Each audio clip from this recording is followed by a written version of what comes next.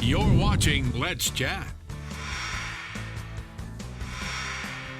Whatever your plans are for Thanksgiving Day morning early, cancel them unless you've already planned to take part in the Grateful Gobbler, which brings us to our next guests. Two of my favorite ladies, Teresa Biggs and Betsy McWright. Ladies, good morning to you both. Good morning. So glad to see you. Now, we saw Teresa a few days ago. I haven't seen you yet this season, Betsy. So good to see you as always. It's great to see you. Thanks for having us. You would never know Betsy out in public without her gobbler regalia on. Time's ticking down to sign up for the big race. How many years has the Grateful Gobbler been going on? It's been a long, long time. This is the 22nd year. Wow. Yes. 22nd year.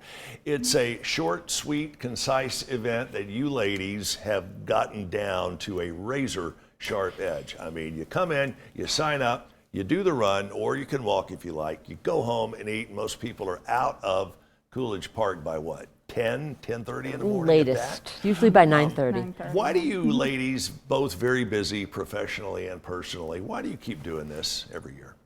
Because it's the right thing to do. And, you know, it's a time of giving back to the community. And it makes such a huge difference for the families that are without homes.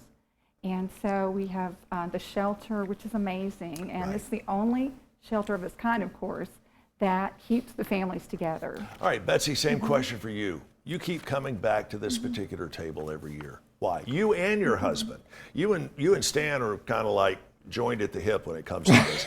Why do you keep going back to the Grateful Gobbler? Well, I always say, Stan and I both work in the affordable housing industry, and so we see on a daily basis the effects of homelessness on families and how devastating it is. So we just believe in the Maclellan Shelter, and we're hopeful that we can affect some change through raising money. You know, we all have skill sets, and I think one of Stan's and mine is to be able to bring people together and raise money. It is certainly very detrimental to the individual families that are affected, and to a far lesser extent and in a very different way, the community. I mean, what's the saying? A rising tide lifts all ships, and what you guys are doing is absolutely amazing. If you're not familiar with where this money actually goes, Teresa, we ask you, the Maclellan Shelter is just a wonderful, wonderful place. Tell us a little bit more about it, and pay close attention. I know you get swamped with a lot of requests to do things this time of year, but this is something about keeping the family unit together as a family unit. Absolutely. Well, it's an amazing shelter for one, and it has 64 beds, Yeah. right? Yeah, 13 units, 64 beds, and it's a beautiful facility. They have their own rooms. The door's locked. There's privacy. They also help with job placement, also with childcare.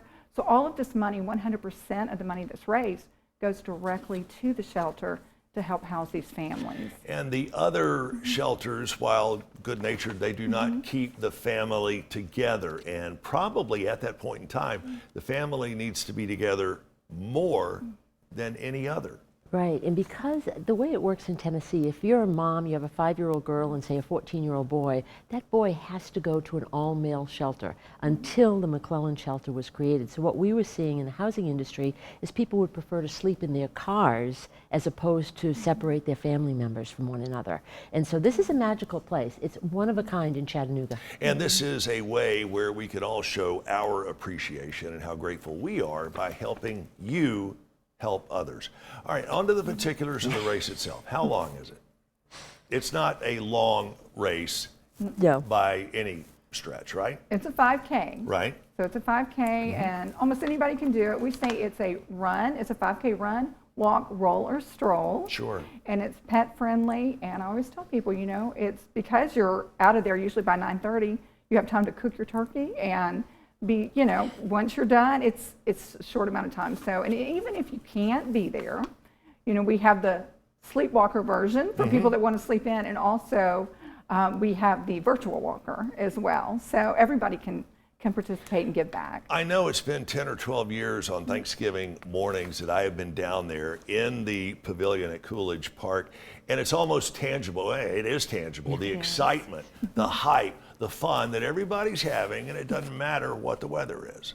That's absolutely right. And this year is going to be extra special because last year, of course, we were all virtual. Sure. And so this year, even last year, people were saying, are you back next year? So people are so excited to be together with their family, their neighbors, their friends. We've got a 30-person kazoo band to serenade them as they go across the bridge.